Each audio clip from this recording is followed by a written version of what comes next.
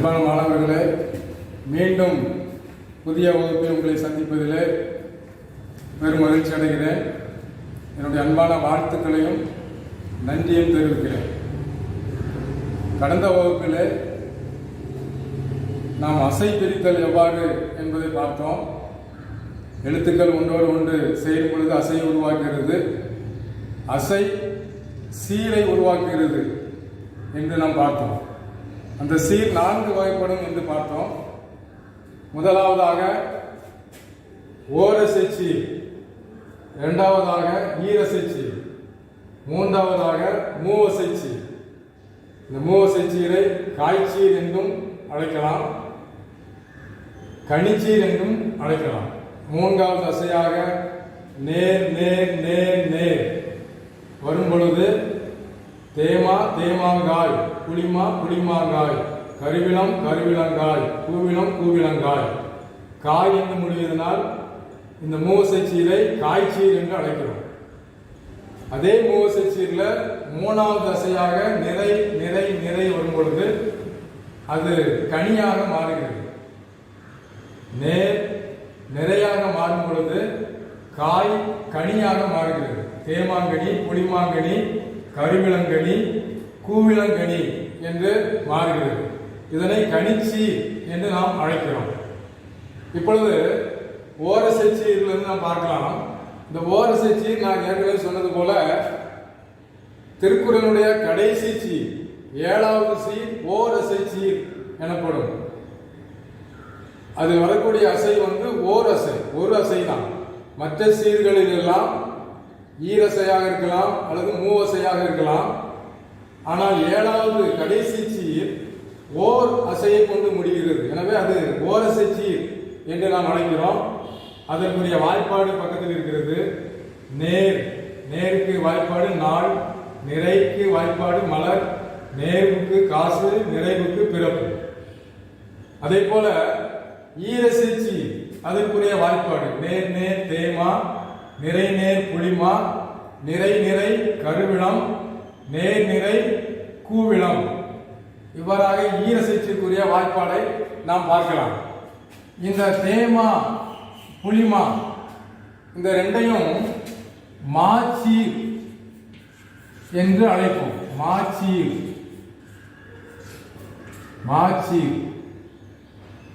இந்த கருவிளம் கூவிளம் ரெண்டையும் விளச்சீர்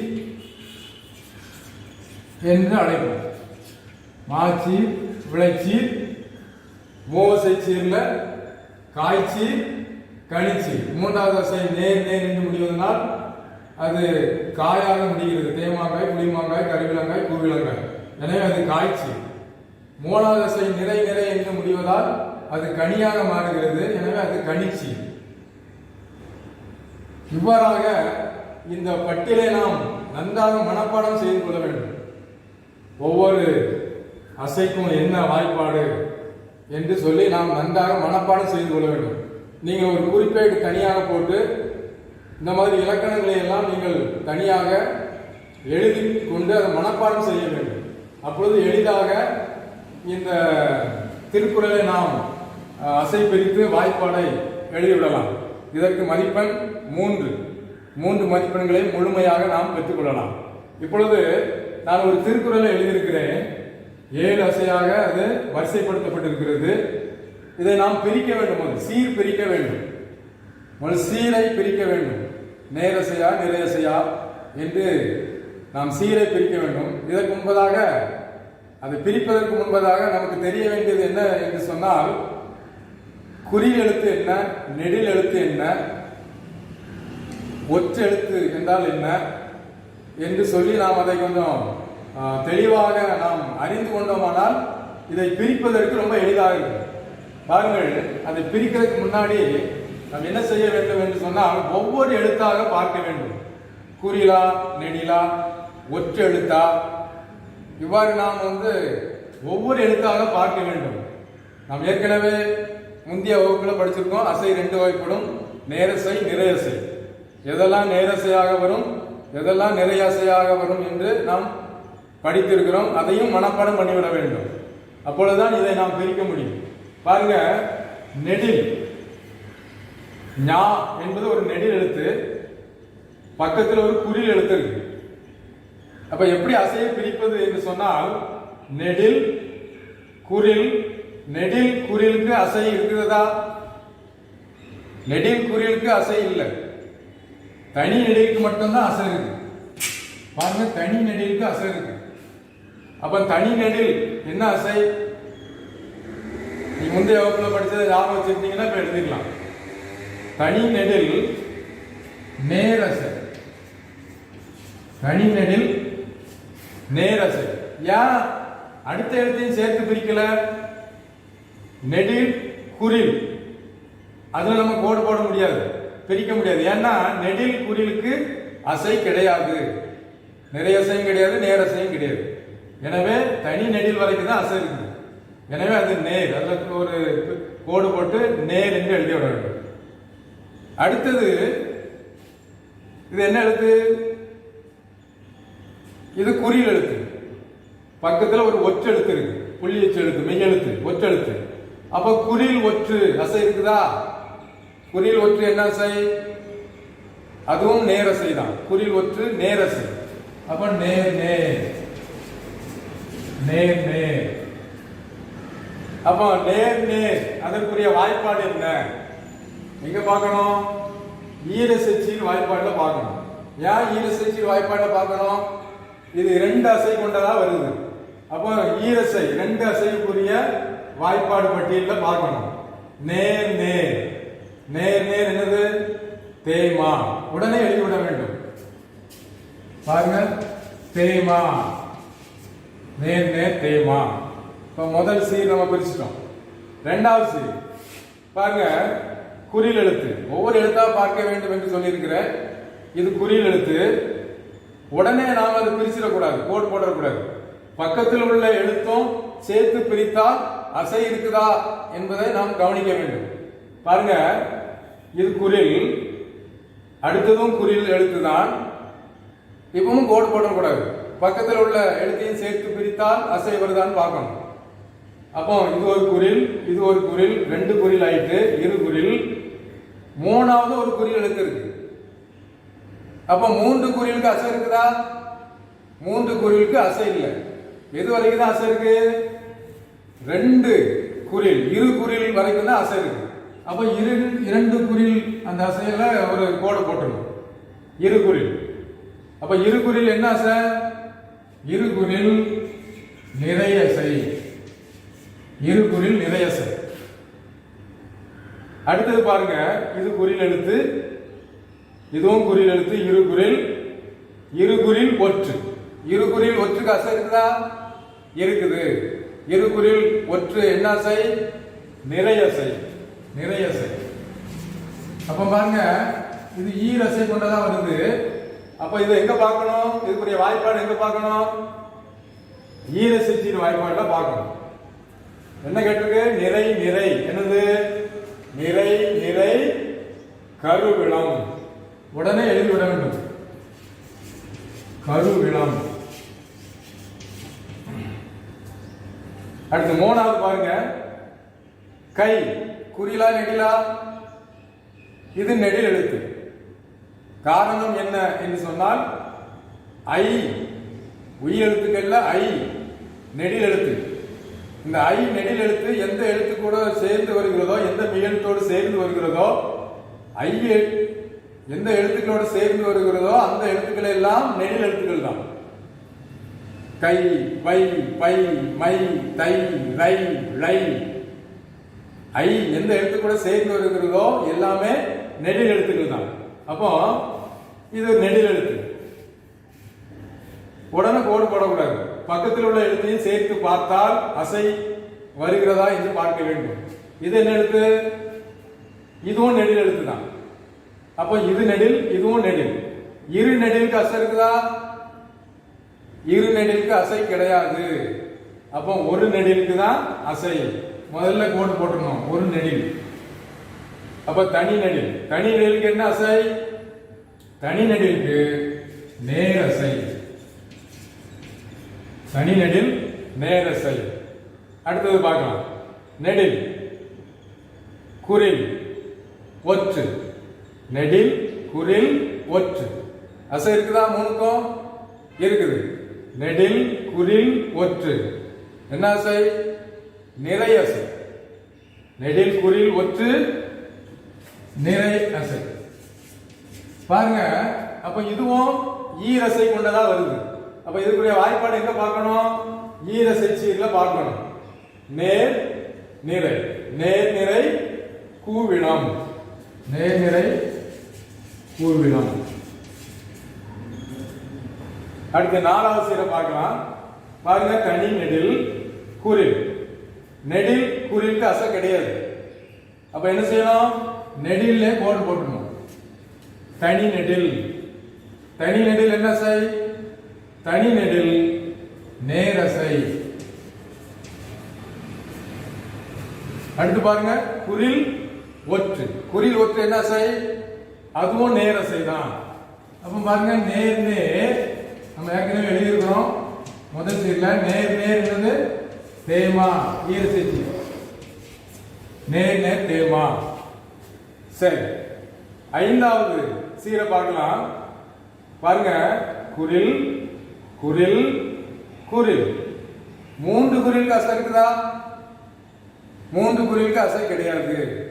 அப்ப எத்தனை குரிலுக்கு அசை இருக்குது? இரு குரிலுக்கு அசை இருக்கு.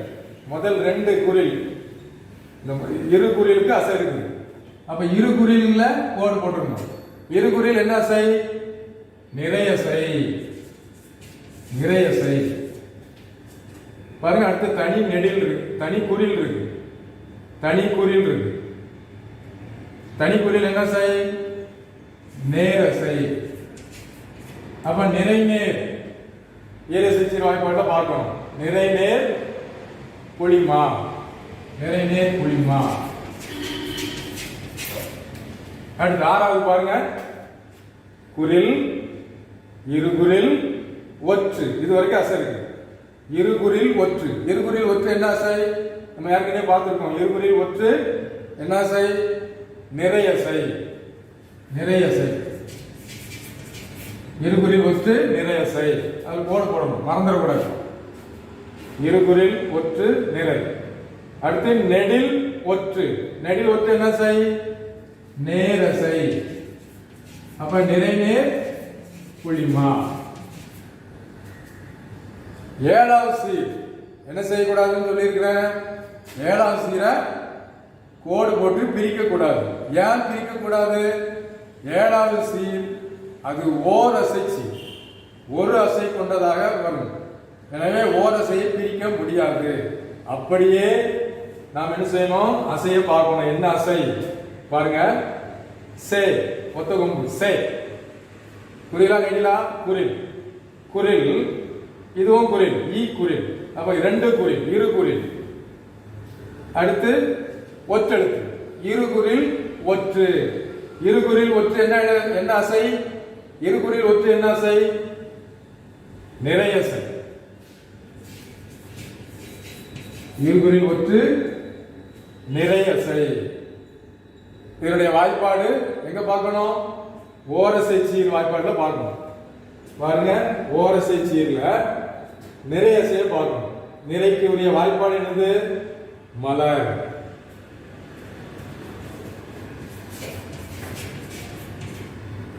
இதை எழுதி முடிச்ச உடனே கடைசியில ஒரு வரி எடுத்து எழுதணும். இக்குரட்பா இக்குரட்பா மலர் என்னும்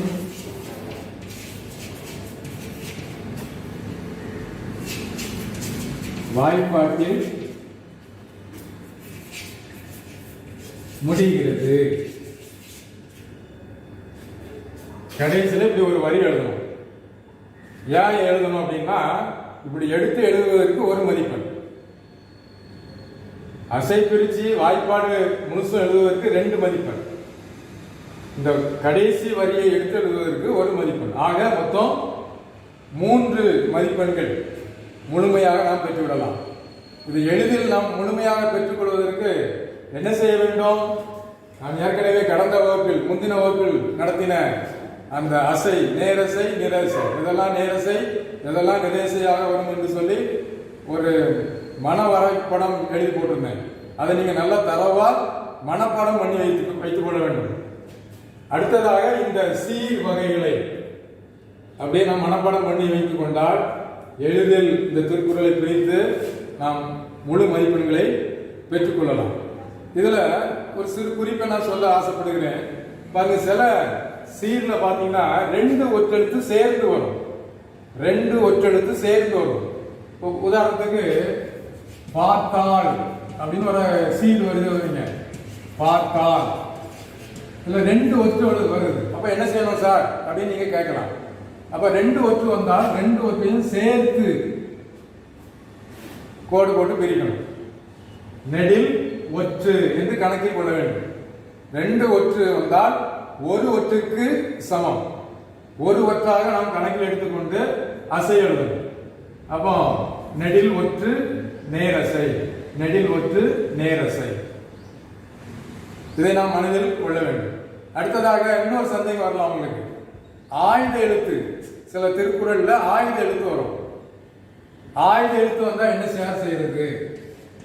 ஆயுத எழுத்து, இந்த ஆயுத எழுத்தை நாம் ஒற்று எழுத்தாகவே கணக்கில் கொள்ள வேண்டும். மெய் எழுத்தாகவே கணக்கில் கொள்ள வேண்டும். ஆயுத எழுத்தை ஒற்றெழுத்தாகவே நாம் கணக்கில் கொள்ள வேண்டும். இவ்வாறாக நாம் இதை மனதில் கொண்டு மனப்பாடம் செய்து கொண்டால் மிக எளிதாக இதில் 3 மதிப்பெண்களை நாம் பெற்று விடலாம். அடுத்ததாக நாம் அடுத்த பாடத்திற்குள்ளாக செல்ல வேண்டும். எழுத்து அதிகாரத்தில் உள்ள எழுத்து இலக்கணத்தை பற்றி நாம் முதல் இயல்ல நாம் படிக்கலாம். இரண்டாவதாக சொல் இலக்கணம். சொல் இலக்கணத்தை நாம் இப்போ தொடர்ந்து நாம் பார்க்க போகிறோம்.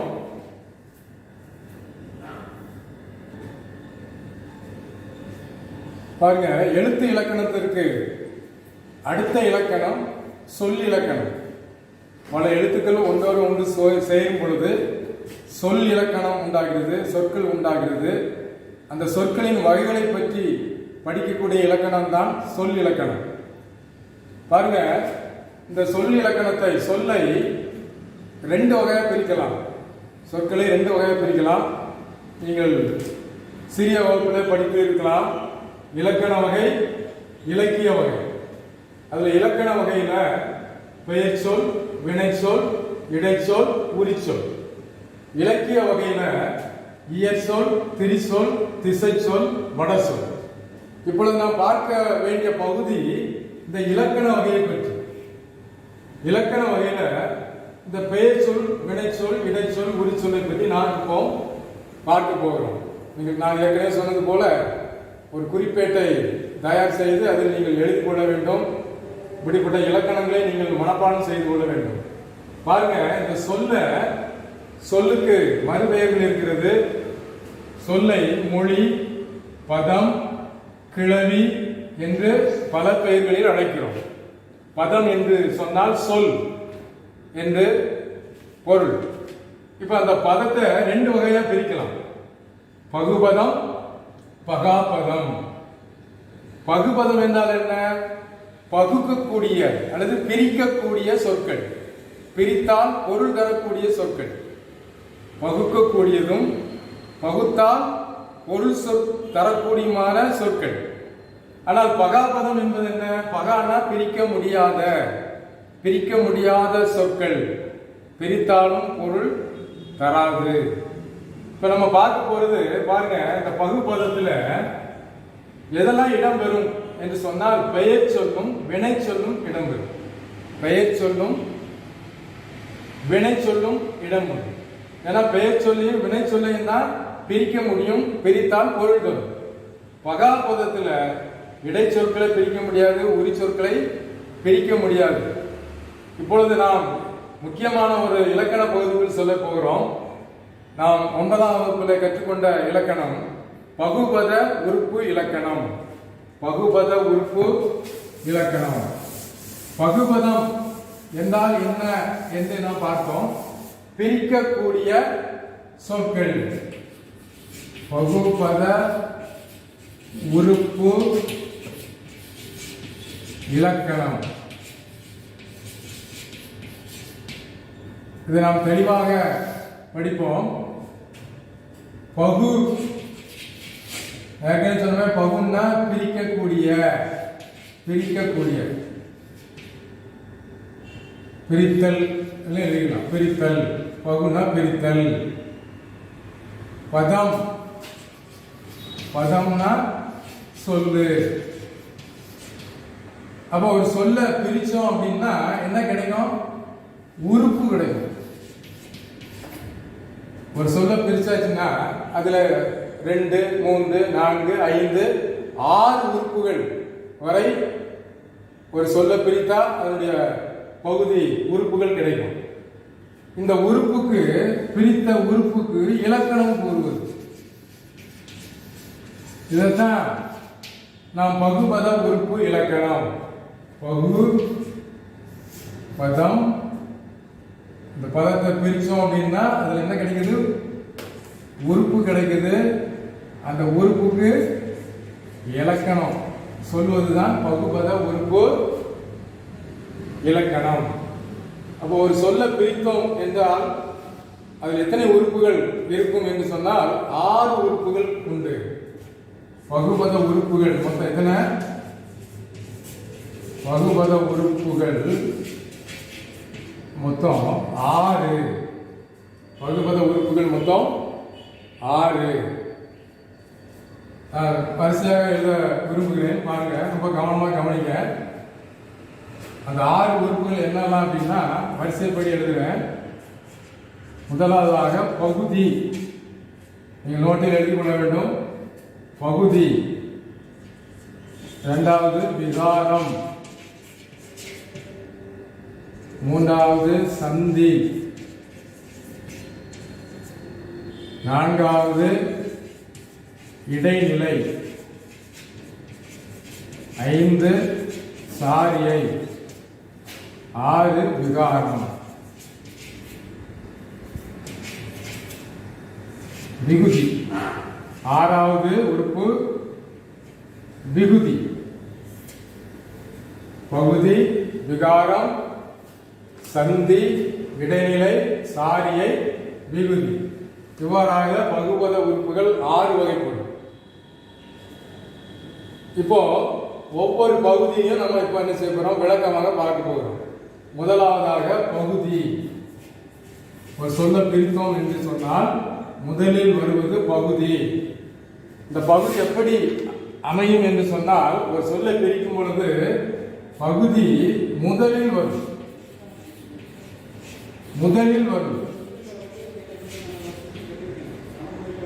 ஒரு சொல்லை பிரித்தால் பகுதி முதலில் வரும். கட்டளை பொருள் தரும். கட்டளை பொருள் தரும். ஒரு சொல்லினுடைய அடிப்பகுதி.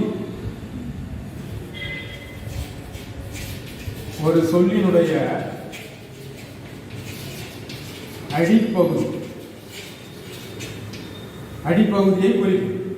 பாருங்க, பகுதியை எப்படி அடையாளப்படுத்த வேண்டும்? ஒரு சொல்லை பிரித்தோம் என்று சொன்னால் முதலில் வரும். அது கட்டளை பொருள் தரும்.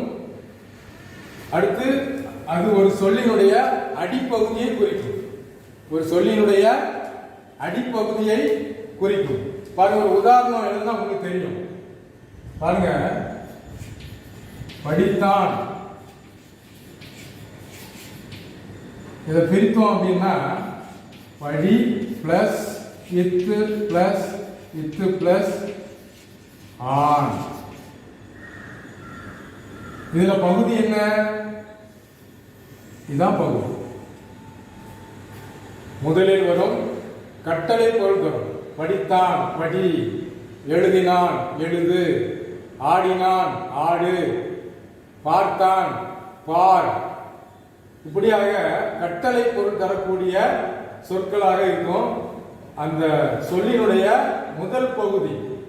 இதை நாம் என்ன சொல்லலாம்னா முதநிலை என்று சொல்லலாம். பகுதி என்பது என்ன? ஒரு சொல்லினுடைய முதல் நிலை. சரி, இதில் நீங்கள் புரிந்திருப்பீர்கள். இரண்டாவது விகாரம். இரண்டாவது விகாரம். விகாரம் என்று சொன்னால் என்ன அர்த்தம்? மாறுபட்ட அப்படின்னு அர்த்தம். மாறுபட்ட ஒரு எழுத்தை இன்னொரு எழுத்தாக மாறி வருவது, ஒரு எழுத்து இன்னொரு எழுத்தாக மாறி வருவது விகாரம். அந்த விகாரத்தை என்ன செய்ய வேண்டும் என்று சொன்னால் அதை பிராக்கெட்ல போட்டு அதை நம்ம தனிமையாக சுட்டி காட்ட வேண்டும். இதுதான் விகாரம் என்று நாம் சொல்ல வேண்டும். பாருங்க, இந்த விகாரம் எதை சார்ந்து வரும் அப்படின்னா பகுதி, பகுதியை சார்ந்து வரும். பகுதியில் ஏற்படும் மாற்றம், பகுதியில் ஏற்படும் மாற்றம், பகுதியில் ஏற்படும் மாற்றம். ஒரு உதாரணம் சொன்னா உங்களுக்கு புரியும். இந்த மாற்றப்பட்ட எழுத்தை பிராக்கெட் அடைப்புக்குறிக்குள்ள போட வேண்டும்.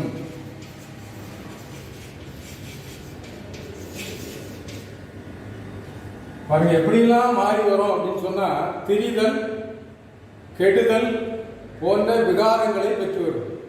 திரிதல், கெடுதல், நெடில் குறிலாக மாறி இப்படியெல்லாம் விகாரப்பட்டு வரும். விகாரம் என்று சொன்னால் என்ன? மாறுபட்ட அப்படின்னு அர்த்தம். உதாரணத்துக்கு ஒரு வார்த்தை எழுதுகிறேன். விகாரத்தை எப்படி நாம் அடையாளப்படுத்த வேண்டும் என்று சொல்லி,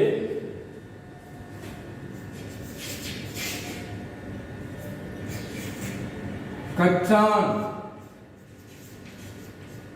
கச்சாள். இதை எப்படி பிரிக்க வேண்டும்? கல் என்றால் பகுதி கட்டளை போல் தரணும். எனவே அந்த கற்றால பகுதி எப்படி வரும்? கல். இந்த இல் எதுக்கு பதிலாக வந்திருக்குது? இந்த இற்றுக்கு பதிலாக வந்திருக்கு. எதுக்கு பதிலாக வந்திருக்கு? இற்றுக்கு பதிலாக வந்திருக்கு. இல்லுதான் இற்றாக திரிந்திருக்கு, மாறி இருக்குது. அப்ப மாறுபட்ட எழுத்து இற்று. அப்ப இந்த இற்றுங்கிற எழுத்த பிராக்கெட்ல போடணும். இதுதான் விகாரம். பிறகு இற்று பிளஸ் ஆட். அப்ப எந்த எழுத்த நம்ம மாற்றி இருக்கிறோமோ அந்த எழுத்த பிராக்கெட்ல போட்டு காட்டணும். இது விகாரம். கச்சான்ல கல் என்று பகுதி எழுதியிருக்கிறோம். இந்த இல் எப்படி வந்துச்சு? இற்று இல்லாத மாறி இருக்கு. அப்ப அந்த மாற்றப்பட்ட எழுத்த பிராக்கெட்ல போட்டு அது விகாரம் என்று நாம் அதை குறிப்பிட வேண்டும். இப்போ பகுபத உறுப்புகள் 6ல 2 பார்த்துட்டோம். பகுதி, விகாரம், அடுத்தது சந்தி, மூன்றாவதாக சந்தி. சந்தி என்றால் என்ன? சந்திக்க வைப்பது. அதாவது பகுதியையும் 6வது உறுப்பாகிய விகுதியையும் ஜாயின் பண்ண வரக்கூடிய மெய்யெழுத்து.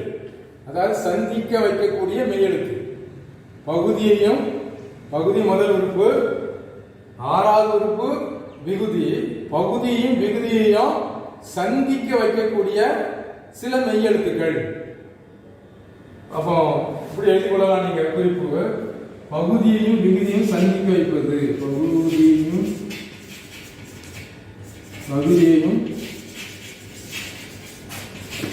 விகுதியையும்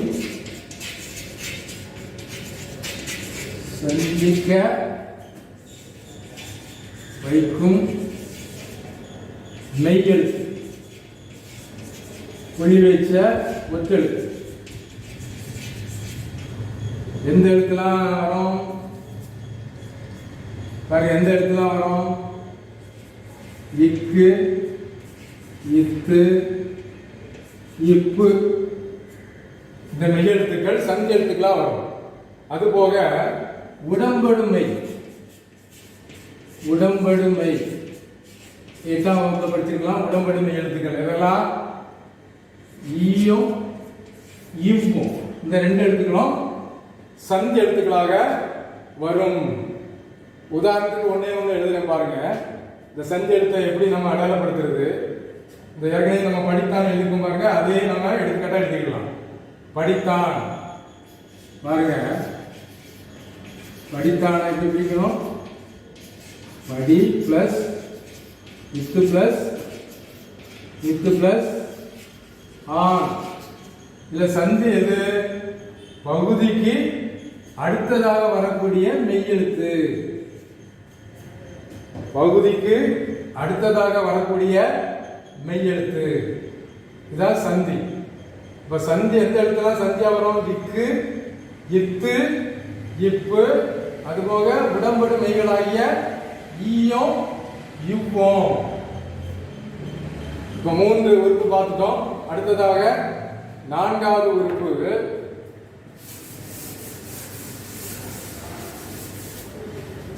பாருங்க. 4வது உறுப்பு இடைநிலை.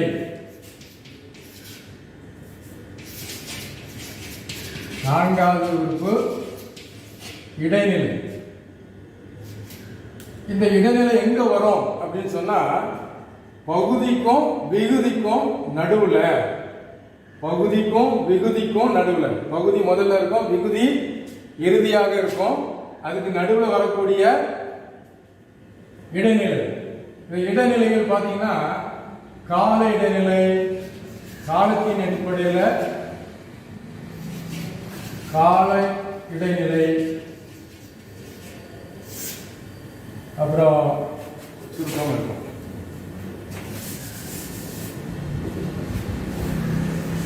கால இடைநிலை. அடுத்து பாத்தீங்கன்னா எதிர்மறை இடைநிலை.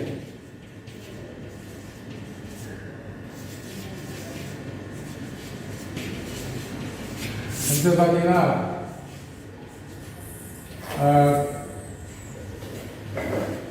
பெயர் இடைநிலை.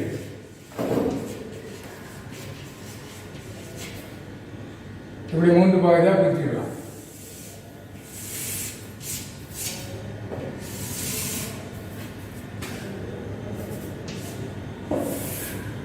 பாருங்க, இந்த கால இடைநிலை உங்களுக்கு தெரியும். காலம் 3 வகைப்படும். இறந்த கால இடைநிலை, சுருக்கமாக எழுதுறேன், இறந்த கால இடைநிலை,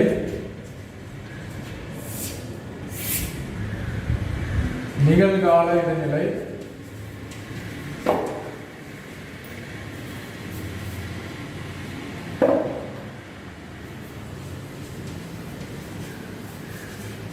இடைநிலை,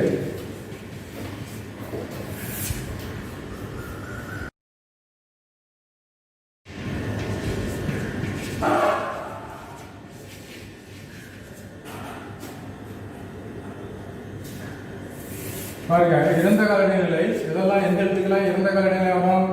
இத்து, இட்டு, இர், இன். நிகழ்காலம் திரு, இந்து, ஆணிந்து.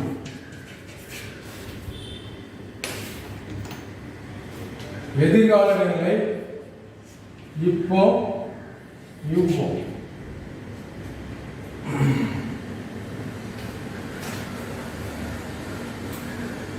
எதிர்மறை இடைநிலை இல்,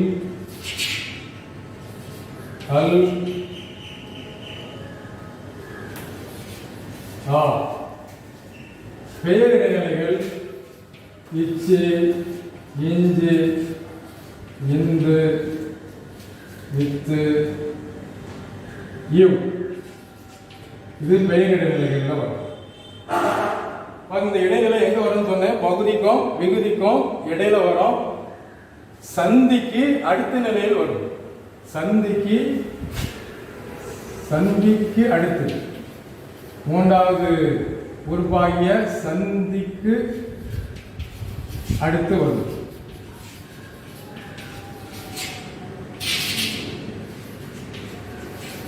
ஒரு எடுத்துக்காட்டு எழுதுனா உங்களுக்கு புரியும். இடைநிலையை எப்படி எழுத வேண்டும்?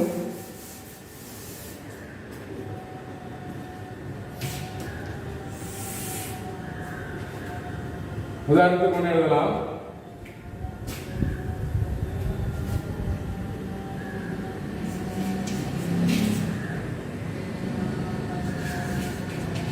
படிக்கிறான். இதை எப்படி பிரிக்கணும்? படி பிளஸ் இக் பிளஸ் திரு பிளஸ் ஆன். எப்படி எழுதணும் பாருங்க. படி சீக்வல் டு பகுதி, இக்கு சீக்வல் டு சந்தி, கிரு சீக்வல் டு கிரு என்ன இடைநிலை? கால இடைநிலை. என்ன காலம்? நிகழ்கால இடைநிலை. அப்ப கிரு சீக்வல் டு நிகழ்கால இடைநிலை. ஆண் வினைமுற்று, ஆண்பால் வினைமுற்று விகுதி.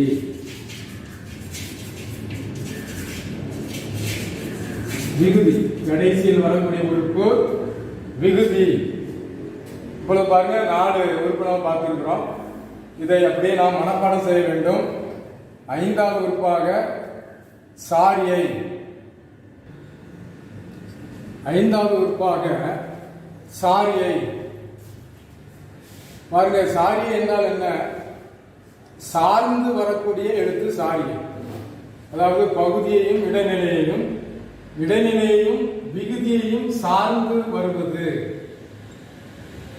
இந்த சாரியைக்கு பொருள் கிடையாது, மீனிங் அர்த்தம் கிடையாது. அந்த விகுதியோடு இணைந்து சார்ந்து வருவது சாரியை. எந்த எழுத்துக்கள்லாம் சாரியா வரும்? அ, அன், கு. இந்த எழுத்துக்கள் சாரியாக வரும். இது எங்க வரும்? இதனுடைய இடம் எது என்று சொன்னால் விகுதிக்கு முன்பு வரும். கடைசி உறுப்பாகிய விகுதிக்கு முன்பதாக வரும் சாரி. சாரிக்கு பொருள் கிடையாது. பகுதியையும் விகுதியையும் சார்ந்து வரக்கூடிய அந்த எழுத்துக்கு பெயர் சாரியை. சார்ந்து வருவதனால் சாரியை. அந்த எழுத்துக்களுக்கு பொருள் கிடையாது, அர்த்தம் கிடையாது. ஒரு எடுத்துக்காட்டு பார்க்கலாம். பார்த்தனன். இதை எப்படி பிரிக்கலாம்? Par with it plus an plus an. இது முழுமையாக எழுதும் பொழுது பார் சீக்வல் டு பகுதி. பகுதி முதல்ல வரும், கட்டளை பொருள் தரும். 2வது, இந்த கொடுத்திருக்கிற சொல்லுல மெய்யெழுத்து வந்தா அப்படியே மெய்யெழுத்து அப்படியே நம்ம போட்டுற வேண்டியதான். பாருங்க, இந்த இத்து மெய்யெழுத்து வந்திருக்கு. இந்த இத்து மெய்யெழுத்து அப்படியே இங்க போட்டு பாருங்க. இத்து சீக்வல் டு சந்தி. இத்து சீக்வல் டு சந்தி. அடுத்த இத்து இடைநிலை. ஏற்கனவே நம்ம இந்த கால இடைநிலையை பத்தி படிச்சோம். அந்த கால இடைநிலையில இத், இட், இர், இன் இந்த எழுத்துக்கள் இறந்த கால இடைநிலையாக வரும். இறந்த காலத்தை குறிக்கும். அப்போ இந்த இத்து வந்து இறந்த கால இடைநிலை. சரி, இப்போ இந்த கடைசியா வரக்கூடியது விகுதி. இந்த விகுதியில என்னது? அன் முடிஞ்சிருக்குது. அப்ப இங்க பார்க்கணும். இந்த சொல் வந்து ஒரு வினைமுற்று சொல். இந்த சொல் வந்து ஒரு வினைமுற்று சொல். அப்ப வினைமுற்றுல விகுதி கடைசியாக வரக்கூடிய விகுதியை பார்க்கணும். அன்னு முடிஞ்சா அதை எப்படி எழுதணும்? இந்த இருக்கு அன். அன் ஆண்பால் வினைமுற்று விகுதி. ஒரு ஆண்பாலை குறிக்கிறது. பார்த்தனன் என்பது ஒரு ஆணை குறிக்கிறது. எனவே ஆண்பால். இந்த வார்த்தை முடிஞ்சிருக்கு, முடிவு பெற்றிருக்கு. எனவே வினைமுற்று. ஆண்பால் வினைமுற்று விகுதி. அப்ப பாருங்க, இந்த விகுதிக்கு முன்பு என்ன வந்திருக்குது? அன் வந்திருக்குது. விகுதிக்கு முன்பு அன் வந்திருக்கு. அப்ப சாரியினுடைய பொசிஷன் எங்க வரும் அப்படின்னா விகுதிக்கு முன்பதாக வரும். இப்ப விகுதிக்கு முன்பதாக அன் வந்திருக்கு பாருங்க. அன் என்னது? சாரியை. விகுதிக்கு முன்பதாக வரக்கூடிய அன் என்னது? சாரியை. இப்ப இந்த அண்ணை நம்ம சாரி என்று எழுத வேண்டும். அன் ஈக்குவல் சாரியை. எதை சார்ந்து வருகிறது? இந்த விகுதியை சார்ந்து வருகிறது. கடைசியில் விகுதி. அப்ப அன் வந்து நம்ம பார்த்தது போல ஆண்பால் வினைமுற்று விகுதி.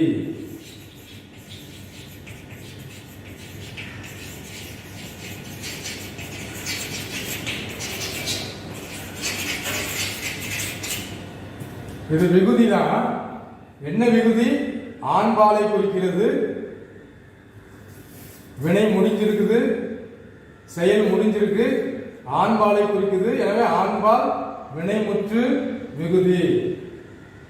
வெறுமையாக விகுதின்னு எழுதாம இது எதை குறிக்கிறது? ஆண்பாலை குறிக்குதா, பெண்பாலை குறிக்குதா, பலர்பாலா, ஒன்றன்பாலா, பலவின்பாலா என்று பார்த்து இது ஆண்பாலை குறிப்பதனால் ஆண்பால் வினைமுற்று விகுதி. பின்னொரு வகுப்புகளில் நாம் இன்னும் நிறைய எடுத்துக்காட்டுகளை நாம் பார்க்கலாம். கடைசியாக கடைசி பகுதி விகுதி. சொற்களை பிரித்தோம் என்று சொன்னால் கடைசியாக வரக்கூடிய உறுப்பு விகுதி. இந்த விகுதி எங்க வரும்? கடைசியில வரும், இறுதியில் வரும். எதையெல்லாம் உணர்த்தும்? திணை, பால், எண், இடம் ஆகியவற்றை வெளிப்படுத்தும். பாருங்க, உயர்திணை அக்கிரிணைய, உயர்திணை அக்கிரிணை ரெண்டையும் உணர்த்தும். பால், ஐம்பால், ஆண்பால், பெண்பால், பலர்பால், ஒன்றன்பால், பலவின்பால் பாலை குறிக்கும். எண், எண்ணை குறிக்கும். அப்புறம் இடம், தன்மை, முன்னிலை, படற்கை. எண் ஒருமை, பன்மை, இடம், தன்மை, முன்னிலை, படற்கையை வெளிப்படுத்தும். பாருங்க, ஒரு பட்டியல் எழுதியிருக்கிறேன். எதெல்லாம் வினைமுற்று விகுதியாக வரும்?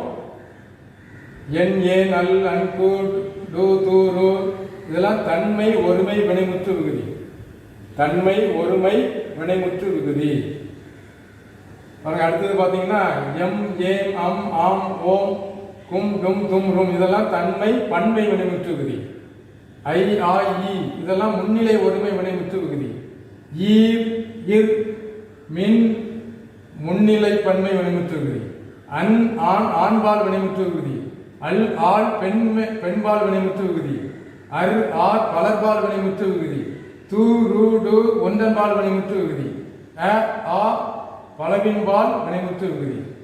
இதெல்லாம் வினைமுற்று விகுதி. கடைசியில் வரக்கூடிய எழுத்துக்களுக்கு என்ன விகுதி என்று நாம் அடையாளம் கண்டு எழுத வேண்டும். அடுத்த பகுதி எச்சத்தில் முடிந்திருந்தால். ஒரு வார்த்தை முடியாமல் செய்தான் அப்படின்னா அது வினைமுற்று. செய்த அப்படின்னா அது எச்சம். இந்த எச்சம் ரெண்டு வகைப்படும், பெயரெச்சம், வினையெச்சம். அப்போ பெயரெச்சத்தில் முடிஞ்சிருந்தா பெயரெச்ச விகுதி, வினையெச்சத்தில் முடிஞ்சிருந்தா வினையெச்ச விகுதி. பெயரெச்சம் எப்படி முடியும்? கடைசி எழுத்து எப்படி முடியும்? அ அல்லது உம். உதாரணத்துக்கு ஒரு எடுத்துக்காட்டு எழுதுறேன். பெயரெச்சம் எப்படி முடியும் பாருங்க. செய்த இது எப்படி பிரிக்கணும்? செய் பிளஸ் வித் பிளஸ் அ. இந்த அ தான் பெயரெச்ச விகுதி. இந்த அ பெயரெச்ச விகுதி. வினையெச்ச விகுதி ஊழ முடியும். அதே செய்து, செய்து எப்படி பிரிக்கணும்? செய் பிளஸ் வித் பிளஸ் ஊ. ஊழ முடிஞ்சா அப்போ ஒரு எச்சம் ஆல முடிஞ்சா உம்ல முடிஞ்சா பெயரெச்ச விகுதி. ஒரு எச்சம் ஊ ஈல முடிஞ்சா அது வினையெச்ச விகுதி. கடைசியாக தொழிற்பெயர் விகுதி. தல், அல், அம், கை, சி, பூ, கு, ரு இவ்வாறாக தொழிற்பெயர் விகுதிகளை கொண்டு முடிந்திருந்தால் அது தொழிற்பெயர் விகுதி. இப்ப ஆடுதல், ஆடு பிளஸ் தல். ஒரு எடுத்துக்காட்டு, ஆடுதல்ல எப்படி பிரிக்கணும்? ஆடு பிளஸ் தல். இந்த தல் தொழிற்பெயர் விகுதி. இவ்வாறாக நாம் வகுப்பத உறுப்பிலக்கணத்தை 6 வகையாக படிக்கலாம். நான் குறிப்பிட்ட இந்த பகுதிகளெல்லாம் நீங்கள் தெளிவாக அதை மனப்பாடம் பண்ணினால் மிக சிறந்த முறையிலே இந்த இலக்கணத்தை நாம் கற்றுக்கொள்ளலாம். இந்த இலக்கணங்கள் 10ஆம் வகுப்பு, 11ஆம் வகுப்பு, 12ஆம் வகுப்பு என தொடர்ந்து இந்த இலக்கணங்கள் இடம்பெறுகின்றன. எனவே அடிப்படையாக இந்த இலக்கணங்களை நாம் தெளிவாக கற்றுக்கொண்டால் மேலும் பல வகுப்புகளுக்கு இது பிரயோஜனமாக இருக்கும். இப்பொழுது பாருங்கள், ஒரு சிறு குறிப்பை சொல்லுகிறேன். இந்த பகுப்பத உறுப்பிலக்கணத்தை பிரிக்கும் பொழுது குறைந்தது 2 உறுப்புகள் வர வேண்டும். குறைந்த உறுப்பு 2, அதிகமாக 6 உறுப்புகள், குறைந்தது 2 உறுப்பு. அந்த குறைந்த உறுப்பு என்னென்ன உறுப்பு? பகுதி, விகுதி. குறைந்த உறுப்புக்கு உறுப்பில் என்ன இடம் பெறும் என்று சொன்னால் பகுதி, விகுதி. பாருங்க, குறைந்த உறுப்பு 2 சொன்னேன். ஒரு 2 உறுப்பு வருகிற மாதிரி ஒரு எடுத்துக்காட்டு எழுதுகிறேன். வாழ்க, இது எப்படி பிரிக்கணும்? பகுதி கட்டளை கொண்டு வரணும். வாழ் பிளஸ் கே. இப்ப எப்படி எழுதணும்? வாழ் ஈக்குவல் டு பகுதி, கேஸ் ஈக்குவல் டு வியங்கோல் வினைமுற்று விகுதி. கேஸ் ஈக்குவல் டு இந்த விகுதி எப்படிலாம் வரும் அப்படின்னு சொன்னா நம்ம ஏற்கனவே பார்த்தோம். வினைமுற்று, எச்சம், தொழிற்பெயர். இன்னொரு வினைமுற்று இருக்கு, வியங்கோல் வினைமுற்று. அது எப்படி முடியும்னா இயர் என முடிஞ்சா அது வியங்கோல் வினைமுற்று விகுதி. வியங்கோல் வினைமுற்று விகுதி. பாருங்க, குறைந்தது 2 உறுப்பு இருக்க வேண்டும் என்று சொன்னேன். இது குறைந்ததுக்கு ஒரு எடுத்துக்காட்டு.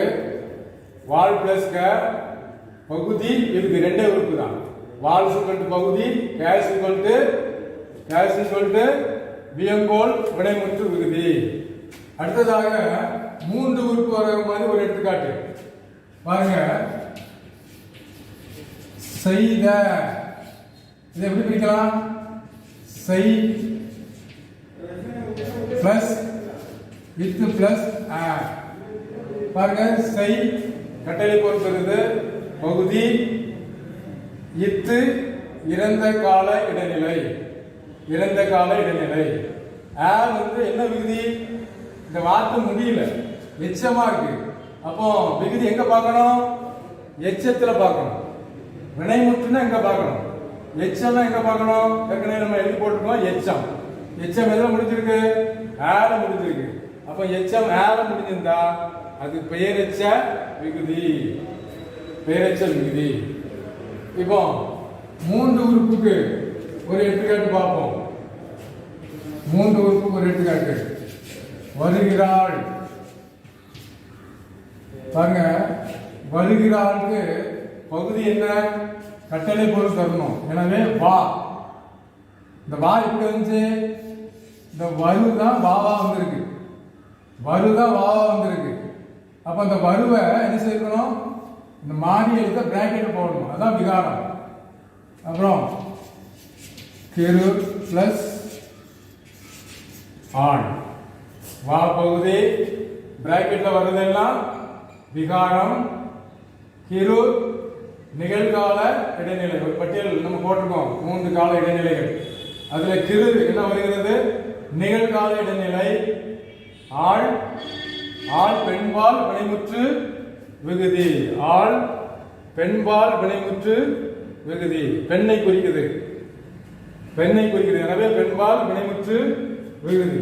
இப்போ 4 உறுப்பு வருகிற மாதிரி எழுதுவோம். நடந்தார். 4 எழுதியாச்சு. 5 உறுப்புகள். நடந்தார். பாருங்க எப்படி? நட பிளஸ் இத்து பிளஸ் இந்து பிளஸ் இத்து பிளஸ் ஆர். எத்தனை உறுப்பு வருகிறது? 1 2 3 4 5 உறுப்பு. பாருங்க,